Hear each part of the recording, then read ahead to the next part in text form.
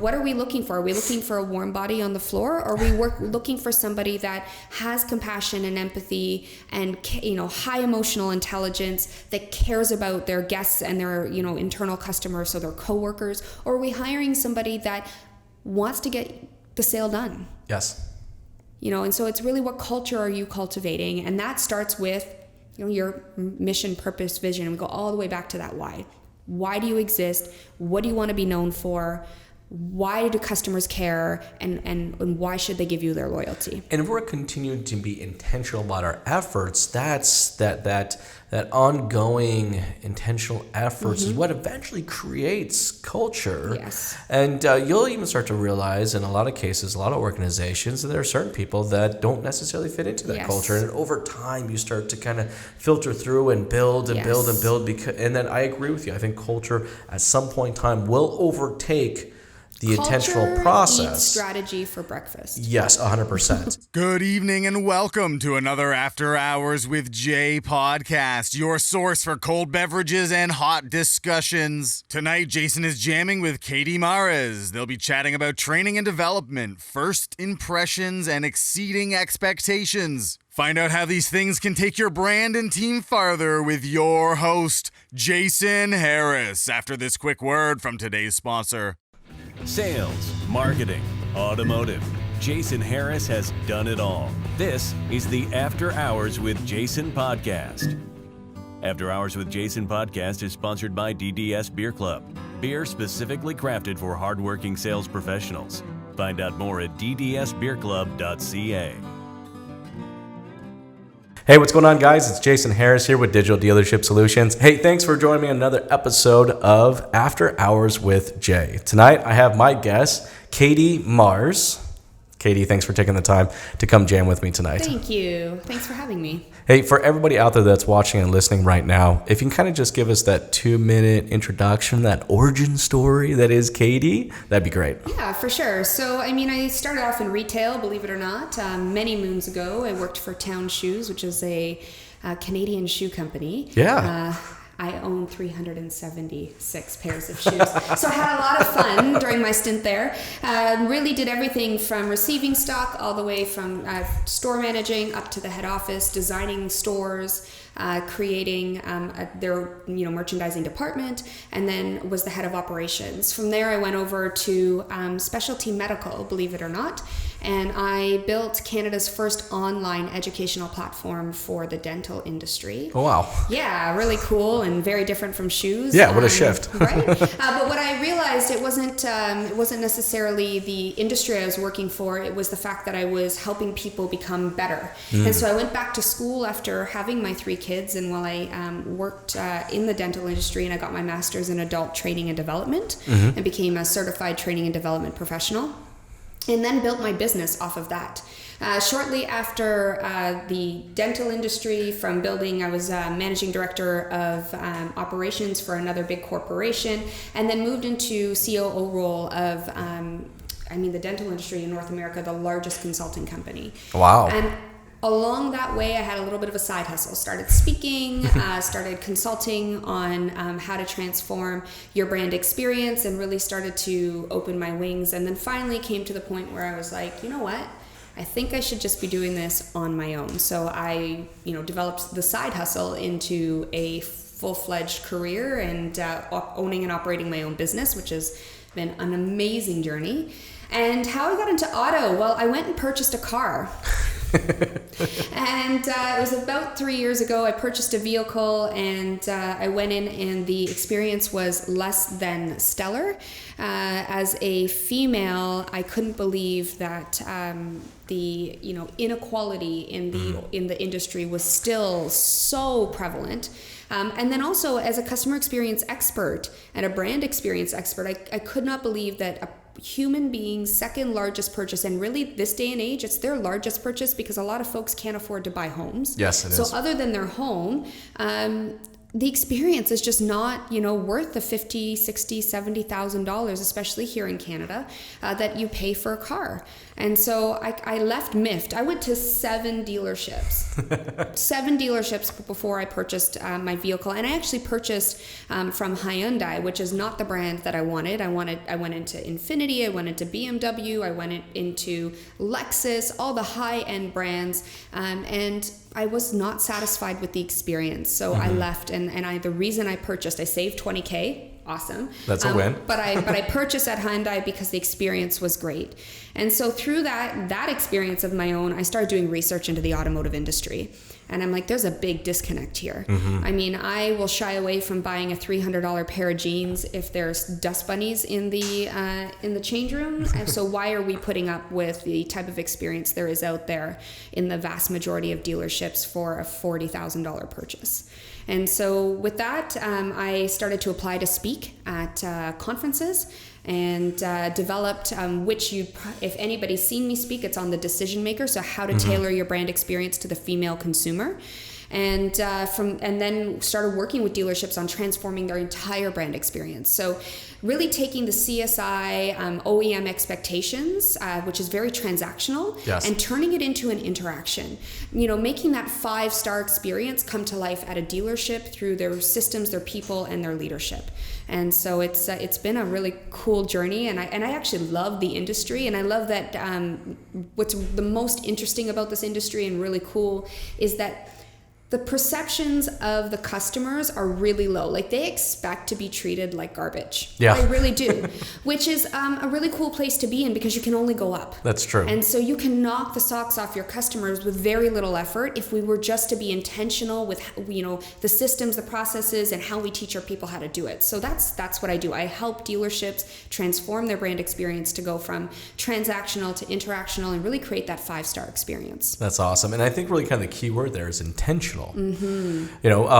As far as what's going on in the automotive industry right now, we've come into a season that we plateaued. Yes. Right? We've had 5-6 years of nothing but prosperity, double-digit gains, quarter after quarter after quarter after quarter after quarter. Yeah. These are gains that we're never going to last forever. And the funny thing is, this happens all the time. In fact, when I first moved to Canada, we were just entering into one of those sessions and came back out of it, had prosperity, and now we're coming back into it again. So it's actually, I'm in my 3rd one right now in Canada. Okay. And what surprises me is that we're still being very reactive about those efforts. We're not being intentional about the branding. We're not being intentional about the experience that we want to give to our customers.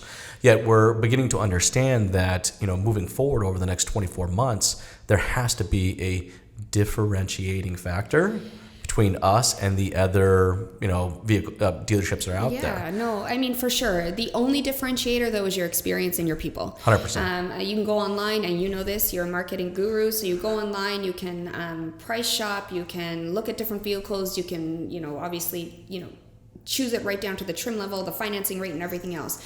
If a customer is coming through the dealership doors, they've made their decision on price, vehicle, make, model, right down to the type of financing they want and what they're willing to pay for it. The only thing that these individuals within the dealership need to do is create a relationship and an experience to earn their trust. And you do that, and you're going to win every single time because they're walking through your door for a reason. 100%. And it's a good time for you to really kind of pick up that flag and run with it because, like I said, we're getting into a season of plateau. So it's going to be very, very important of what we do kind of moving forward. There's also a very unique factor that we have here in the GTA, where you call home as well, that Greater Toronto area, that really doesn't exist anywhere else. The fact that we have 30 Nissan dealerships, within a 45-minute driving distance of each other is absolutely crazy. And in fact, that doesn't exist, as far as I know, exist anywhere else I haven't seen in North America. That's just not. So the experience is going to be even that much more important. Yes. So, let's deep dive right into what that experience kind of looks like.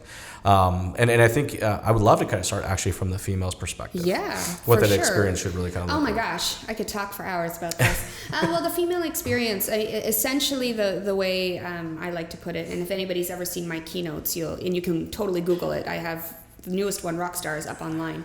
But really it's about creating this relationship and this emotional connection. And so there's a few physiological differences between men and women. And the first one, which is one of the biggest, is the fact that a woman's limbic brain is double the size of a man's. And the limbic brain is the part of the brain that controls emotion and memory. So if anyone listening who has a partner, a female partner, wonders why that she remembers a fight in great detail 5 years later, it's because she is built to remember it. That's just the way she is built.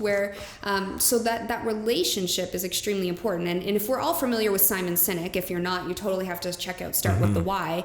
But we as humans make decisions based off of how we feel, not based off of the facts and figures that we like the checklist that we go through about, the specs of the vehicle or the pricing or the, That's the the fuel part. No. So that stuff actually has no bearing on the decision that they make in that moment. The decision is made based off of how they feel and the relationship they have with the salesperson. For a woman, it's doubly important to make sure that you create that relationship. And without relationship, there's no trust. And without trust, there's no purchase, there's no loyalty, and there's definitely no referrals. So there's no business growing. So that's the one. Second biggest physiological differences between men and women is women communicate with both sides of their brain. So we can handle a lot all at once. Men, well, you communicate with one side of your brain. And it's I have no problem admitting it. That's exactly the way we're wired. And it's the logical side, right? That's the way you're wired. And it's so men really do tend to like the facts and figures a little bit more, even though the emotions do drive the purchase in the end. Yes. They want to know all the facts and figures. Where women, we talk with our creative side as well as our logical side. So that really feeds, our decisions and the way we work in any transaction. So if you have a man and an automotive, I believe the statistics are, and I'm probably being generous here, let's call it 80-20. I think it's more 85-15, 80% male sales associates to 15 to 20% female sales associates. You're probably pretty close, yeah. Something similar. I know it's in there. I haven't read a most recent study, but I know it's 85-15. And men don't know how to speak to women. No, and definitely don't know how to market to women. Yes. Definitely don't know how to create an experience that's catered to them as an individual. Yeah. And I think moving forward, that's kind of the big theme, I think, over the next 24 months, when people are looking at their marketing efforts and their operations efforts and what they can do to, kind of ride out this season this plateaued season that we're in right now, is that we need to be making all of our efforts specific to the audience that's in front of us. Not this singular one-size-fits-all crap. Well, exactly. And the female consumer, whether we want to admit it or not, controls or influences over 85% of all decisions for vehicle purchases. So even though the man may come in, she's the one that is making the decision once he goes home. So she wants to hear that the sales associate took the time, that they don't mind seeing them again, that there was transparency, that she feels like she can trust, even if it's through her husband or her boyfriend or anybody else. But if I go back to my experience and what got me into the automotive industry, I'll never forget walking into my first dealership. And of course, I have 3 kids. So you can imagine my kids ran for the dealership door, they bolted in, and the first place they go is the cars, right? So they're in the cars, they're jumping around, they're beeping the horns. And I'm like cringing every time I hear a car door slam, because I'm like afraid that their fingers are there. Sure. So I'm in that dealership and my husband's already being served, and it took 20 minutes for somebody to come say hi to me. And when they came to say hi to me, it was, what are you doing here? And I'm like, I don't know. It's a Saturday and I'm here with my 3 kids. What do you think I'm doing here? I'm here to purchase a vehicle. He goes, well, will your husband be joining you? No way. Like, really? That's what they threw out there. He's right over there. And he goes, well, do we need to bring him over here for the conversation? And I looked at him and I said, you know what? I'm the one purchasing the vehicle. And I pulled my kids out of the car. I said, I will not be purchasing it with you. I left the dealership, and guess who followed me? My husband. So I guess my message out there is I think we need to strive for equality, not necessarily man versus woman. Sure. And we need to treat everybody fairly. I did an independent study on with females who purchased a vehicle within 1 to 2 years, and asked them about their experience. And out of all the respondents, 69% of them said they went with a man, and all 69% of them said that the man was greeted first. That same 69% said the sales associate didn't, the sales associate didn't create a relationship or try to create a relationship with the female consumer. And that same 69% said they didn't trust them. So the message is that you need to treat them male, female, like equal. You need to create both of them. You need to create relationships with both of them, because at the end of the day, she's the one that's going to say yes or no. No, and that totally makes sense. Like from a relationship development perspective, there has to be equality. But I believe the experience needs to be slightly unique. For a dealership that does have a heavy family audience, I go into some of these dealerships and they have these kid corners. Yes, yeah. And it's literally a closet with a few toys and books. And I'm like, you're not really creating an experience here. But before we get into the in-dealership experience, I want to talk a little bit about, start kind of at that first impression, which is really kind of the marketing. Yes. Right? Your first... That's a good one. Your first impression, of that dealership is whatever marketing material they're putting out there. What advice can you give to dealerships out there that are saying, hey, look, we've looked at the analytics. Yeah. We understand that there is a fair amount of a female audience that is shopping our website because the analytics show it. All right, they're engaging with our content. We want to make more of a female-specific message that would resonate better with them. What advice would you give to them? Oh my gosh. I mean, first of all, the first thing I got to get out there is like pink is not a female solution. So just because you might put pink or any sort of color that you think matches a female persona, forget about it. That's not what drives her. She does want to be treated like a human being. Yes. She does want to see females in the ads. I would really highly, highly suggest that you actually get female sales associates out on your website, because I believe that if females don't want to work for you, then females are not going to want to shop with you. And females really, really need to see that it is an environment that's conducive to another female that feels comfortable within the dealership. So if you've got female sales associates, get them on social media, get them walking the cars, get them on your website, have them be front and center, because that'll just break down the walls right away. Because if a female sees another female, our walls go down a little bit faster. And then, so it's hard from an overall blanketed marketing, but if you know that your dealership is, a family kind of, that's the demographic and that's what shops, then make sure your marketing, your website, your social media is showing families and showing that a woman is front and center to that. Yes.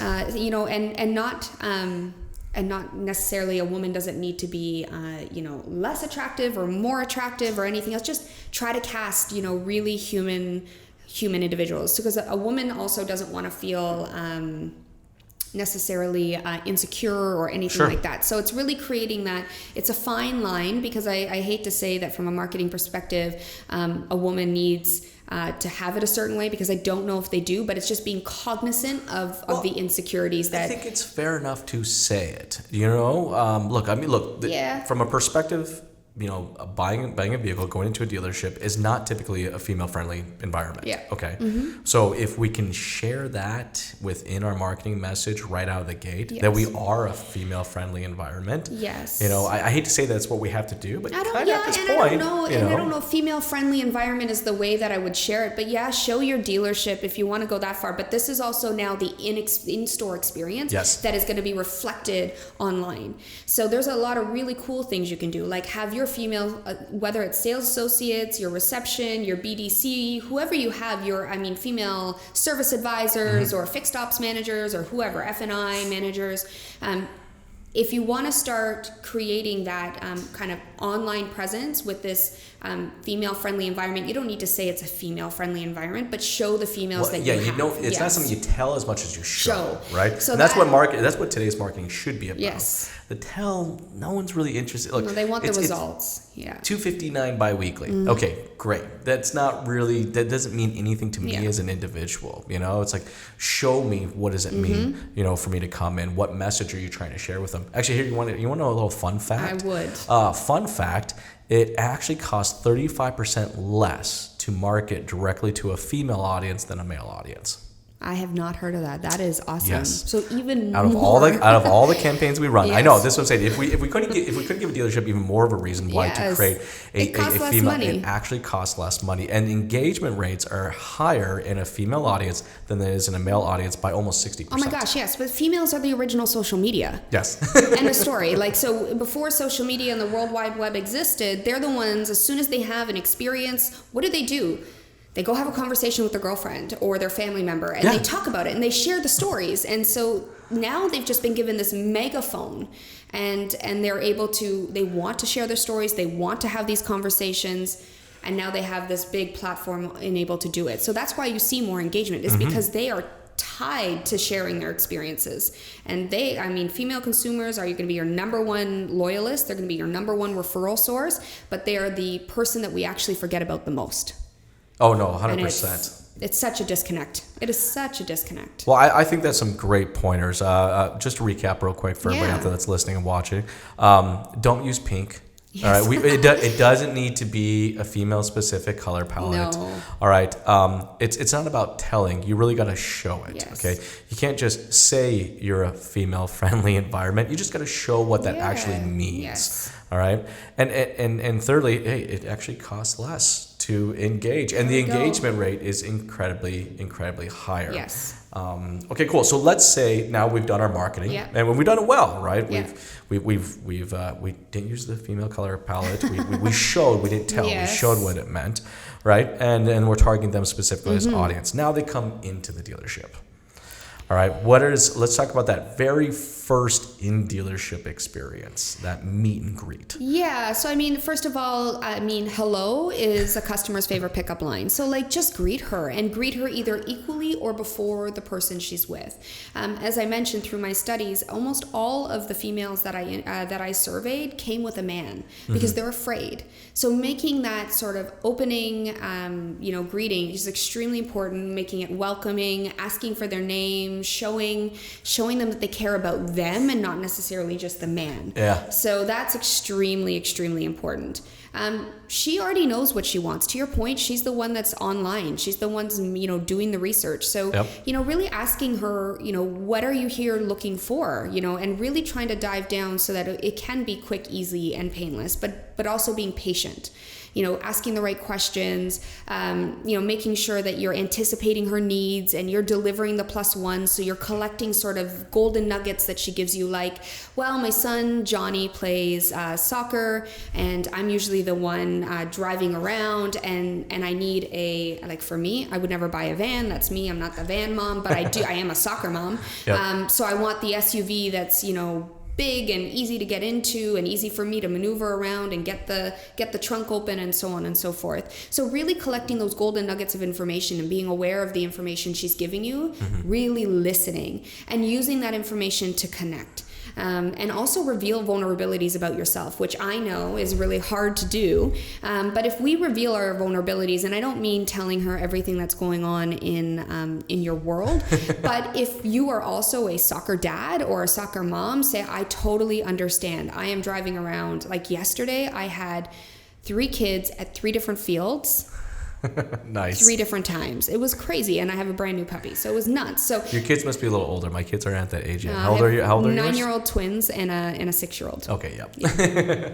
So if somebody would come to me and say, hey, I totally understand that, and this is a feature that really helps me, that shows that they're human and they're not just out for the dollar. Sure. So really stop chasing. I guess the way I look at it and the way I try to teach it is you want to stop chasing the dollar and start focusing on how you create the relationship. It's your why and your how, and that dollar will come. But we often focus on the wrong area. Yeah, a lot of times right now we're for a fair amount of dealerships. Some dealerships are doing actually a really good job. Oh yeah, there are. But I would say a majority of dealerships out there are still participating in what I call transactional selling. Yes. Not relationship selling, but transactional selling. And transactional selling, it's just about logic. It's about the specs. It's about the dollars. It's about the fuel efficiency and so on and so forth. It's not creating a story, a customized story on how this vehicle specifically fits within that user's Yes. that user's life. So, I mean, everyone, I think, has heard of the golden rule, right? Treat others the way you'd like to be treated. Grandma used to preach type thing. I like to live by the platinum rule, which is treat others the way they need or want to be treated. And so that really means you have to flip the lens and put yourself in your customer's shoes so you can truly understand their needs and wants, anticipate their needs, and deliver on those needs. Especially in, how you mentioned, we're going on this little bit of a downward, into a valley in the industry right now, and we're going to crawl our way up, obviously, into a peak. However, while we're down there, the first place we usually go is we freak out about the numbers. Yes, we get very reactive, very fast. We get really reactive, really fast, which makes us very transactional, and that's actually the opposite of what we need to do right now. Very good point. We need to create relationships that are going to get us through this valley and up through the peak. Another thing that is really important to stop using automotive terminology, like your next up is here. Yes. They're humans. And the female doesn't want to be called an up. And I still hear it all the time in dealerships. When I sign on a partner, so I call my clients partners. When I sign on a partner, I actually go in before anybody knows me and I secret shop. Oh, good idea. So I go in, I go through the service drive, and then I go over to look for a test drive new vehicles, and nobody knows who I am. And it's amazing what you hear when they're not on their best behavior. Sure. And that is all the little language that will actually detour your customer, female or male, away from the dealership. Yeah, and we've been notorious for using very specific. In fact, actually, I make T-shirts about it because it's so funny. Heck, I even have beer that's a lot lawyer. I mean, you can't go you can't get any more industry specific jargon as lot lawyer. Yeah. But no, you're 100% right. I actually heard a dealership the other day. I was in the dealership. Actually, I pulled a salesperson off to the side because it bugged me so much. It was doing a great job of presenting the vehicle. Came back from the test drive. I could tell in the customer's body language they were very excited, very happy. Like things were just going smooth. I was like, yeah, this guy's doing well. Like this is going to work out well for him. And then he said this thing. Okay, guys, follow me. Look, we're going to go fill out our worksheet. And I was like, a worksheet? Yeah. Oh, I could literally see the energy in the individual's face just get drained from them. And I was like, what? I got to work now to get my payment? You know, but you're right. I think we need to be very conscious about the language that we're using, I mean, language even as, hey, guys.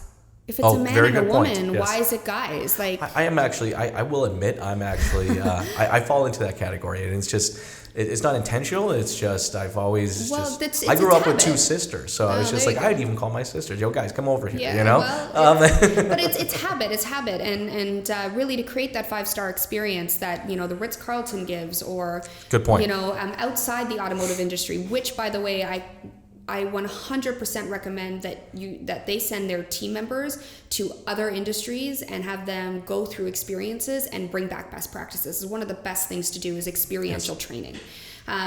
But to create that 5-star experience, you're never going to be called, hey you, hey guys. It's good morning, welcome to, my name is, what's your name? It's going to be, calling, it's Ritz-Carlton as ladies and gentlemen, serving ladies and gentlemen. So it's like Mr. Mrs. Versus, hey guys, come with me. Yep. Or, short stagnant sentences, or the auto language or verbiage. So there's a lot that goes into even no problem. You would think that no problem, that's just, hey, it's no problem, but it's a problem. It's a double negative, and customers view it that way. So our language has a big impact on how the customer feels in creating that relationship with you. Words have power. Everybody's words has power, and the words that we choose is so important to the experience and what they really take away from it. And this kind of goes back into really kind of training and developing our staff. Yes. I hate to say it, but I'm going to say it. As a Canadian automotive industry, we don't do it. Yeah.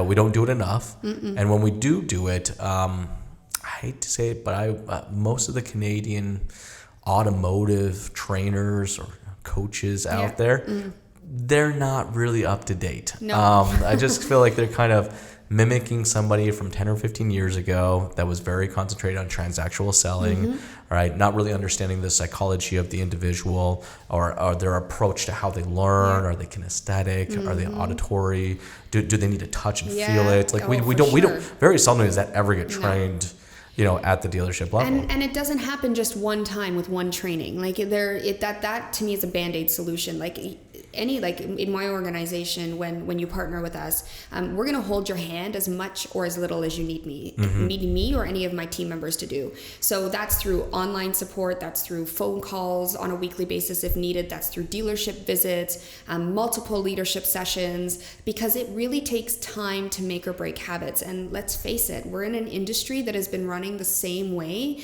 since it began. Yes. And so to make or break these habits and, teaching an old dog new tricks is going to be hard, and it doesn't happen overnight. And what I find in automotive, or really in any organization that goes out to start training their individuals, they expect it to be like this Band-Aid solution where it's like, we fix it, we trained you, go do it. Yep. But it doesn't work that way. No, it doesn't. And so, when you look at any sort of training, which, by the way, in this valley that we're about to approach into, and we have been steadily going towards, when I read an article, I think it was last year in Automotive News, and they asked all, I think there was about 16 dealers that survived the last sort of downgrade in the industry, and they asked, what did you do? And they said, we went back to basics. We trained. We developed our people so that we were creating this experience for them and for the customers that was unparalleled. And that's what kept us alive. So I really do suggest anybody listening to really look at your L&D strategy, your learning and development strategy, because it's not all about marketing. We're also assuming they have one too. Oh my gosh. No, I'm assuming maybe they don't, and they most probably don't. I'm giving benefit of the doubt. But if you don't, it's time to look at your learning and development strategy. And unfortunately or fortunately, we have millennials coming up through the workforce, and they care about being developed personally and professionally. And that L&D strategy, that learning and development strategy, needs to be put into place. It's something that we far too often overlook, and then what happens is we lose somebody we've just spent 3 months training. Yep. 4 months training, and we've lost 3 months of their wages plus the hours that went into training them. So we're losing millions of dollars a year, hundreds of thousands in some dealerships, on losing your people because we're not training them, we're not developing them, and they're unsatisfied. And that's a great point. I mean, the cost of not doing is probably actually greater than the cost of doing. I was just with a partner of mine, and they had 100% turnover within the last 18 months. Wow. It cost them, they're an organization of about 800, and it cost them $22 million. That's crazy. And they're like, we never looked at it this way. I'm like, your employees, your team members, that's where the experience starts. And that's why I say, from a female consumer point of view, if she doesn't want to work for you, she's not going to want to shop with you. It starts from the inside out, and your happiest employee your happiest customer is only as happy as your happiest employee. So let's talk a little bit more about the training and developing strategy. Look, there's a lot of different approaches out there. A lot of different methodologies, a lot of different theologies on it. Gosh, I mean, yes. there's a broad range of it. What would you say for a dealership out there that may be listening or watching to this going, yeah, you know what, makes sense. I mean, I don't really have kind of a very specific, training and development strategy. What would be the first kind of 3 steps that you would recommend them to get started in developing that strategy? Yeah, I mean, that famous quote, start with the end in mind, and then pave your path towards it is exactly what I ask everyone to do. So in 5 years from now, and I would do 5 years because it's a good amount of time to then pave the path backwards. When you walk into your dealership or you go to sleep at night, it has a mind of its own. That I know one, it does. What do you want to see, hear, feel? What are your employees saying? What are your customers saying about you 5 years from now? What is that overall picture, pie in the sky, that you want to achieve? What are your metrics? What are your customer satisfaction scores looking? What is your CSI looking like? What is your retention, your loyalty, depending on your top KPIs? What does that look like in 5 years? And then really set that goal and objective. Yes, and then work backwards. Yep. Okay, so now how do we obtain this? Now let's look at is our leadership strong enough to get us there? Are our sales or any of our team members willing to change? So we want to look at our people aspect, and then we want to look at our systems. Are our systems, are they up to tune in order to get us there? Are they, relevant enough to get us where we need to go? And then we want to look at our processes. Do our processes match that 5-year growth plan? And if not, where do we need to adjust? And then taking a look at, your overall, do you have a brand promise? What do you stand for? What is going to get you there? So define what a branding promise is, because I think people are listening going, what's that? Yeah, so there's a mission, vision, purpose, whatever you want to call it, that organizations go after. To me, that's your 5-year. That's very lofty. It's something that you aspire to be. Is that how I want to be perceived as from the consumer's perspective? Yes. Or is this is my statement of what I'm trying to achieve? Trying. Okay. It's more aspirational. The mission, vision, purpose is like, one day, if we work every day perfectly and consistently, we will achieve X. Okay, cool. A brand promise is something you do consistently every day to help you achieve X. So it's the statement in which you treat your employees and your customers.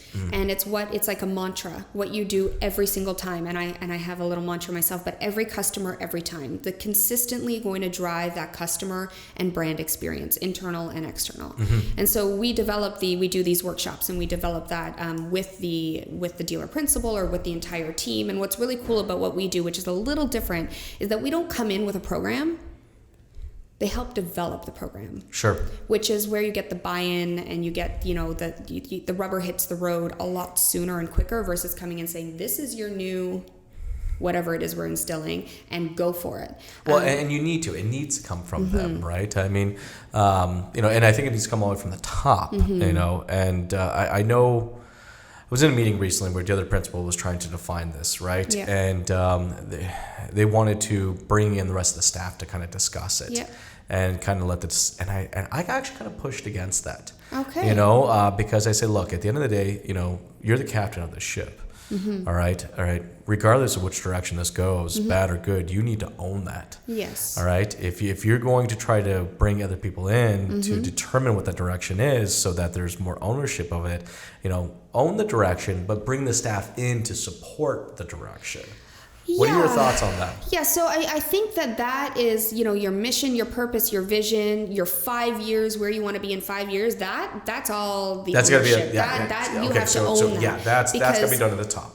They're the ones that are going to come in for the next 5 years and not abandon ship. You know what I mean? Like that, to me, yes. Well, because they're in it. That's it. They can't just move on to another position, exactly. right? Yeah. But what these team members need to execute every day, they're the ones executing it every day. So they should have a say on what they're executing. The how.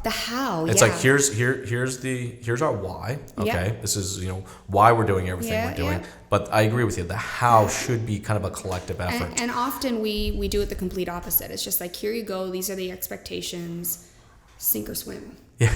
That's very true. There's no other development. So it's really important to get them involved. But so I would go back to creating this brand promise, this consistency, and then I think the most fun part of what we do when it comes to the brand experience is breaking down the CSI survey metrics that your OEM expects you to deliver on in order to get your bonuses paid out. Lots of different mixed thoughts on those things. Oh my gosh. But it's there. It's there, and it's an obstacle, so we might as well make the best of said obstacle, right? It's there.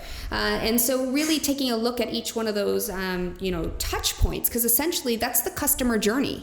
So what's really cool about the automotive industry, which is unlike most industries, the journey is already mapped out. Yes. We know the different point. touch points. A lot of organizations have to start way back and figure out what those journeys are and what those touch points are. So you take this CSI and you break it down, and you're like, how do I go from transaction, which is the OEM's expectations, to interaction? How do we create that 5-star experience? How do we create an emotional connection at each touch point, so that we can then create this overall awesome journey that promotes relationships, still keeps the OEM satisfied, but keeps the customers coming back? No, that makes sense. Give me an example of what one of those, turning one of those touch points from a transactional touch point into an emotional touch point. What does that look like? Okay, so let's take the service drive, for example. Sure. Okay, and from a female consumer standpoint, let's roll it all into one. So she rolls up and she rolls into the service drive, and say she's got a coffee, a purse, maybe a laptop bag. Having the service advisor greet her at the door and open up the door so she doesn't stumble and fall and spill her coffee and feel like an idiot.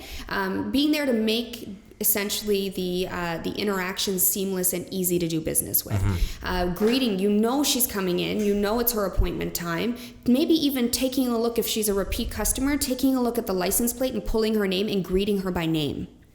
With a smile, not just sitting there at the desk and typing away and waiting for her to stumble out and then go up to you and 1 minute, 1 second, I'm busy, and then back to, now what's your name? What's your VIN number? This happened to me once. I was like, I don't know. And and he's like, oh, well, it's located here, here, and there. I had to go by. I had to go and they actually sent you back out to get it. Wow. So, but that's a great example of a transactional approach to it. And the emotional approach is just taking that one step, one step farther. Yeah. And when it happens to you, it feels amazing and incredibly memorable. I remember me and my wife stayed at this hotel. It was downtown. It was New Year's. We went down there to go do some good people watching. Nice, awesome. We weren't out partying, but I love people watching. And New Year's is a great time to go people watching. so we went down to this, one of the fancier hotels downtown. And as I pulled up, they asked if we were staying at the hotel. I said yes. And little did I know, but when I made the reservation, they did ask for my plate number. I didn't really think much of it, why they would actually ask me for that. I figured it was just for valet purposes or whatever, so on and so forth. Well, when we immediately walked into the lobby, we were greeted as Mr. and Mrs. Harris. There you go. And it took me a second. I'm like, wait a second. How in the hell would they know? And that's wonderful. And that's like, I just like, it took me a second. I had to figure it out. And I was like, okay, I figured it out. I did the reservation. I put my plate number in. The valet guy saw my plate number. He radioed in my plate number. All right. Immediately the staff inside knew who it was. I walked in. It was Mr. and Mrs. Harris right out of the gate. And that instantaneously, and it's the little thing. And it made a huge difference. Oh my gosh. And I love how they greeted you Mr. and Mrs. So any 5-star property or 4-star property is always going to greet you using your surname. Yeah. Now I know in automotive it might be like, what? Surname? We're like a little more casual. But honestly, until the customer tells you otherwise, you should be using Mr. I agree and with Mrs. you on that, 100%. It's a respect factor. Yep. And don't get me wrong, I don't like being called Mrs. Maris, but I'll immediately say, please call me Katie. But if I did care about something like that, when I'm going in to purchase, a $60,000, $70,000 vehicle, you've missed the boat there and they're already feeling disrespected. Yes. So you always want to start with the surname, and then until the customer kind of breaks that rule and then tells you, no, I'm good as Jack or I'm good as Katie. And then you follow that customer's lead. No, but I think what's key here is that by creating that experience, all right, we're literally, it's a little tiny thing, but we're setting ourselves apart from every other experience that we've had up to this point. Oh my gosh, and the kicker thing is that I think people that are watching this or listening to this need to understand that what we're talking about right now is not actually exceeding the expectation. This is actually simply meeting the expectation. The customer's expectation has changed dramatically. And it's going to continue to change constantly. So this is not even exceeding. We haven't gotten to the point of the podcast where we get to talk about exceeding the expectation. This is literally just meeting the expectation. Well, that's what I was saying, though. In automotive, honestly, this industry is in a really beautiful spot because the expectations are so low. They're so low that any little thing you do is going to almost exceed a customer's expectations. Yep. However, here's the kicker is that these customers, and the reason why it's so low is they shop Amazon, they go to the Ritz-Carlton, they fly Southwest Airlines, they go to Starbucks, and so they have been conditioned to know what a good experience is versus a poor experience. And so their expectations, you're right, are higher, but in automotive, they expect to be treated like yesterday's dinner type thing. And I agree. And I think anybody out there that's listening to this or watching this right now who's been in the automotive business and have done deals and before, sold cars before, you understand that it is never one big thing that creates the success or failure of a transaction or a deal. Yeah. Right? It's never one big thing. Because if it was one big thing, we'd identify and fix it right out of the gate, right? But it is a whole series of little things. Yes. It is the little things that either make or break a deal. And so that whole CSI metrics that, your OEMs out there, are really fixated on, you know what, there's a reason, there's a purpose for it though. Sure. And even though the expectations are very transactional, that is an opportunity for dealers to make it an interaction, because it's already laid out for you. And so there's all those little things you talk about are all those different touch points that the OEM tracks. And all of those little touch points make a huge difference. They turn moments into memories or the opposite direction. Yep. So we have to take a look at all those little things. If not, forget about it. I like that, moments into memories, because that's really what it is, right? Yeah. And it's something as simple as just meeting, greeting an individual, right? And that's just one little micro element in the entire thing. And we haven't gotten to anything deeper. Well, That's just the beginning. It's funny you say that. It is. I always, and when I'm working with my partners and I'm doing a session, and I'll often open my session with, listen, right now I might write myself out of a job, and I might write myself out of a job on this podcast right now. But that's okay. I'm here to say that it is about being a nice person. That's all it is. Now, if it was that simple, then we'd all be doing it. But really all it is about caring for others and not yourself, and really being servant leaders, and really realizing that you are a servant to your customer. And if you go in with that frame of mind, you're going to do anything you need to make them happy versus yourself happy. And when you do that, it pays back in spades, because what you put out in life is what you get back, and what 100%. You give to your customers is what they're going to give back to you. But I think the key is kind of, you mentioned it earlier, is that you have to be intentful about it. Yes. See, this is where I think a lot of retail places start to fall off. It's like, if you ask them one-on-one, well, 100%, they want to be normal human beings and treat others, the same way they want to be treated, and so on and so forth. Yes. But just because they want to doesn't necessarily mean they necessarily execute on it. And it's like, we have to be intentful to it. That's what I just went to. Was it last year? I'm a graduate of Disney Institute, so I went over there. And that's cool. How was that program? Oh, it was awesome. So good. Yeah, and I'm actually going to do Ritz-Carlton in the fall. So I want to. Yeah, it's on my bucket list. I'll let you know how it is, and I'm sure it's going to be wonderful. But so what Disney says though is that Disney is intentional where their competitors become unintentional, and that's what sets them apart. Yeah. Everything from because they've everything speaks, from the sights, the smells, the music. Even when they are under construction at the park, they build these facades that look exactly like the outside of the building was supposed to look or is going to look. And they're very intentional not to do construction, and so you don't hear the noise when it's the busy hours. Like, everything they do is intentional, and really that's the only thing that separates them from the rest of the world.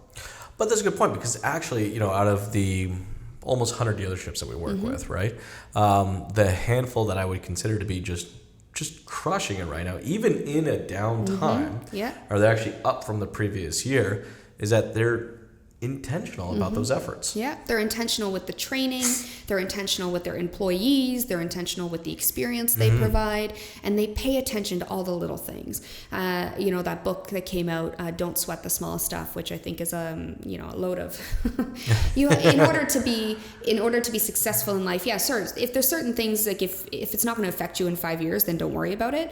But we have to sweat the small stuff. Yes.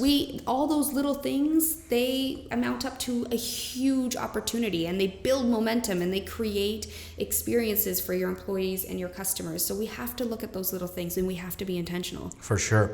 I love we've given the audience so far one example of kind of getting the vehicle service and kind of bringing that checking someone into service. What other couple examples can we give them, just so they can really drive home that intentional message? I would say where we miss the ball a lot is on in between visit interactions. Okay. And so not meaning calling up to see, are you ready to purchase the vehicle, but like actually caring about the customer. And as we're going to collect this information about our customer, we're going to pay attention and be aware. And if Johnny has a soccer tournament and the parents are really excited about it, and it's like for the championship, instead of just calling to follow up if they're going to purchase a vehicle, ask how Johnny's soccer tournament went. Did he win? And when they reply back and say, yeah, he did, send him a congratulation card. Those are the things that are going to create emotional connection even when the customer's not in the dealership. For sure. And so I think in the automotive world, we do this terrible, is that once they leave, once that up is gone and they've walked through the door, we're on to the next up.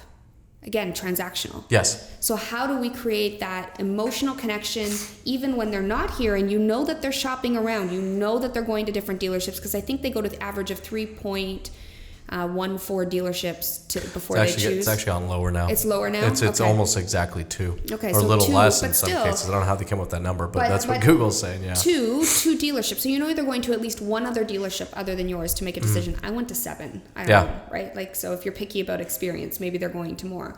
But honestly, it's that little opportunity to create that connection that's going to separate you from the rest. Yeah. So I would really look at that touch point, which does not, I don't believe it exists in the CSI survey, is that in between visit interaction. So I usually insert it in. That follow up, and Yeah, it's follow well, up. we call it follow up, but what it is, it's the follow up. What we do and how we do it needs to not only bring more value to the customer than the value it brings to us. Yes. So the problem I find with most follow up, it's completely one sided and totally self serving. Yeah. It's literally for me, the salesperson, and that is it, right? So how can we create that follow up where there's some value to the customer? And then you mean the even if you have to change the naming of your stages, follow up to me is just like, hey, are you coming to purchase the vehicle? Did you like the vehicle? What was wrong with the vehicle? Versus an in between visit interaction. You know, changing the names of certain things, like even your receptionist up at the front, your front desk, what is she, a piece of furniture? She's a director of first impressions. Yes. You know, so using, and we go back to language and words and verbiage, like even framing it a little differently for your team members will really help them to put more onus and weight on it. And I think, but to be able to do that and to execute that, our why has to be incredibly well defined. 1,000, that's where we start though, every single time. And when I talk about your L&D strategy, your training development strategy, you're always going to fold that in. And that 5-year plan, that where you want to be, and then your purpose, vision, mission has to be so clear. Clear. That's the only way you're going to drive the how. Period. Like in my organization, we work to inspire positive, actionable change. Not just inspire and not just to be positive, but like actionable change. And if people ask me what I do, that's what I do. I inspire positive, actionable change. And that's my why. And that's what drives my organization. And that's what we aim to do. If we don't have that positive, actionable change happen, we will work tirelessly till it happens. Yep. And so what is that underlying purpose that's really going to drive you every single day? I have found in my experience working with dealerships, for years now, is that they'll start, but the reason that they don't continue to stay with it is that they may have defined the goal and objective. Yeah. They may have defined the processes to help them meet that goal and objective, but then there's no way to measure it. And without measurement, it seems to just stay in the land of what I call good ideas. Yeah.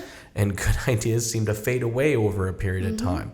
But if we can measure what the results of these efforts are, 100%. then we stick with them. We stick with that routine, what does they say? right? What gets measured gets managed?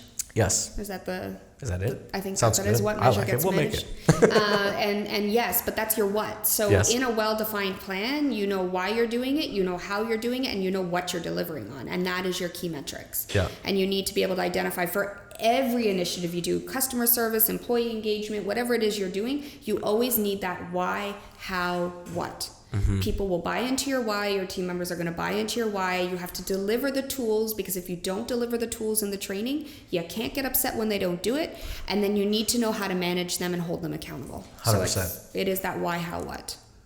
But if we go back to, if you want, one other tidbit, one other thing that I think dealerships could do differently, you need to look at the shopping experience differently than the purchasing experience. Okay. Because a lot of folks, if they're going to two dealerships at once, that shopping experience is very different because they have not made a decision yet.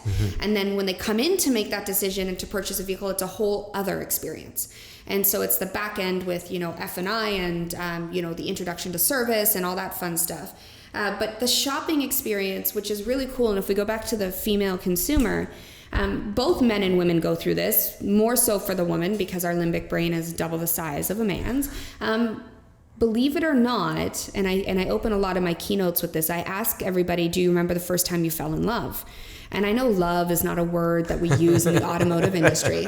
I use it a lot. But love, that same, the reactions, the hormonal reactions we have when we're falling in love with someone. So the release of serotonin, dopamine, oxytocin. And oxytocin is the bonding hormone. That's where you really start to get relationships and buy-in and, loyalty and trust and all that fun stuff.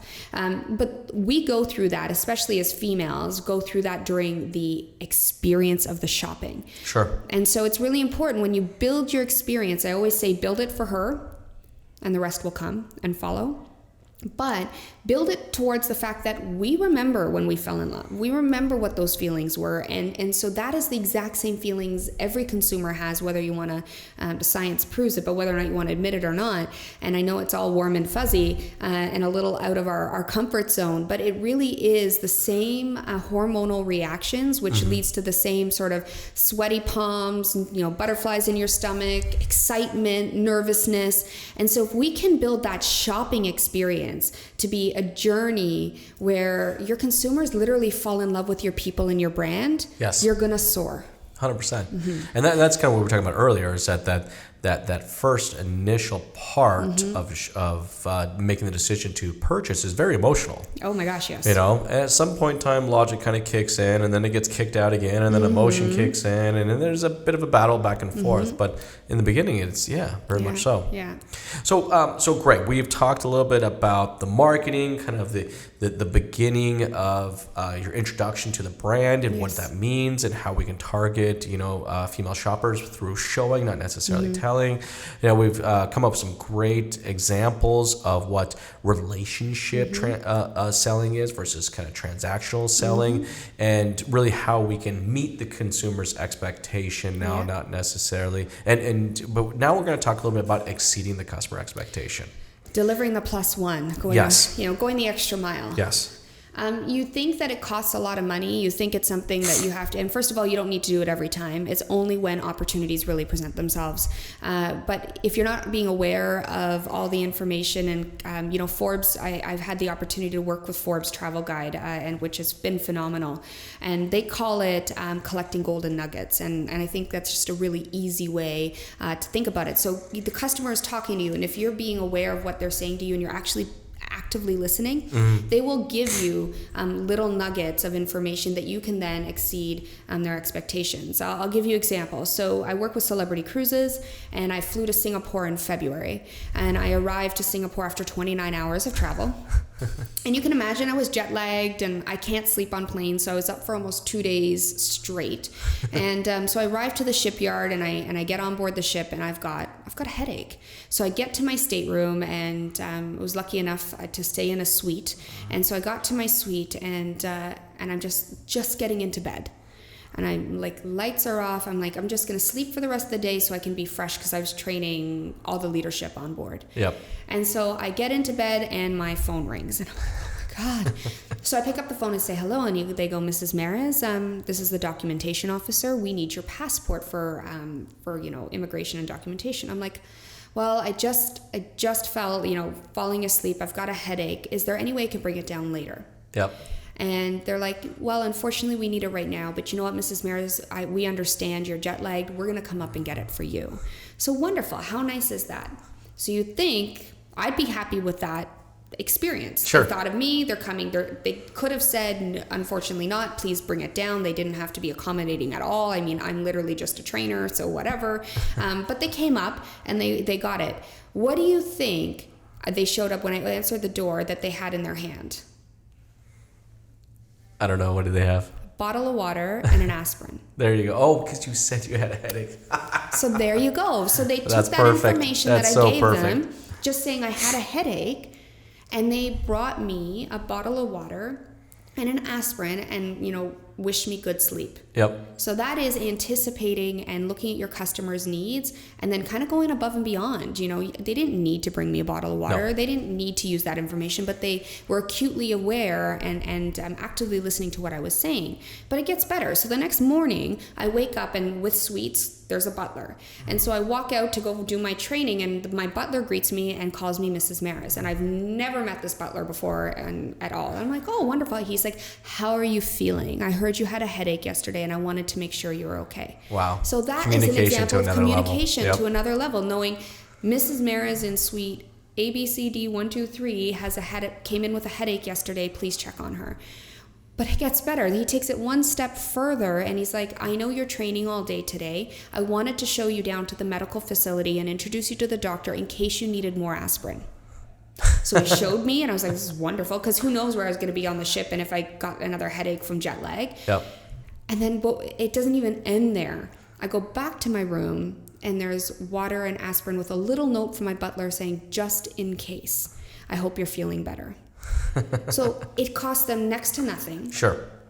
What's a bottle of water? $1, less than $1, and an aspirin, yep. I don't know, 50 cents. So cost them, let's call it, round up and say $2 to knock my socks off. And I'm telling you, I've told the story time and time and time again, but it's a perfect example and it's all out of one bit of information.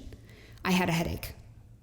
Well, for them to be able to execute on that, there had to be a significant series of processes that would allow that communication to be shared against multiple departments. You know, so there was a lot that went behind. Yes. The little thing that got executed meant the world to you. Yes. What I always appreciate when I look and hear something like that was all of the girth of processes and time that got spent. Not to your point, not necessarily money, but time spent to develop that out is huge. But it's also a culture. Yes. And it's a culture that, Ritz-Carlton, you would think that they had more processes in place than they do. I just finished reading Excellence Wins, and it was written by the co-founder of Ritz-Carlton. And it's phenomenal. So if anybody wants a great service book, this is the book to read. But there's not a lot of process that goes behind what they do, yet they activate consistent 5-star experiences time and time again. It's a culture. It's what Ritz-Carlton was built on. I've seen this happen a handful of times. And it's like, it is like every employee is empowered to do what it takes to make that customer feel special. Yep. And it doesn't matter what it takes to get there. So it's more of an innate culture, and they hire to it. So if we want to go, take even a step further back and we talk about the employee experience and our hiring standards, it starts there. Mm-hmm. What are we looking for? Are we looking for a warm body on the floor? Or are we looking for somebody that has compassion and empathy and high emotional intelligence, that cares about their guests and their internal customers, so their coworkers? Or are we hiring somebody that wants to get the sale done? Yes. And so it's really, what culture are you cultivating? And that starts with your mission, purpose, vision, and we go all the way back to that why. Why do you exist? What do you want to be known for?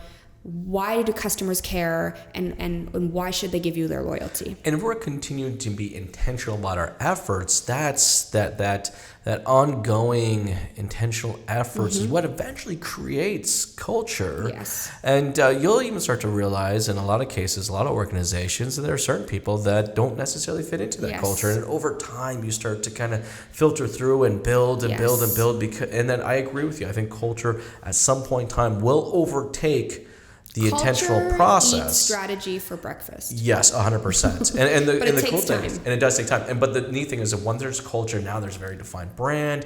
It's almost got to the point where now I'm putting myself out of business. Yeah. I don't even need to do marketing because the brand is so strong that it is literally its own marketing efforts in itself. Yeah. Katie, thank you so much for taking the time to jam with me today. This has been an absolute blast.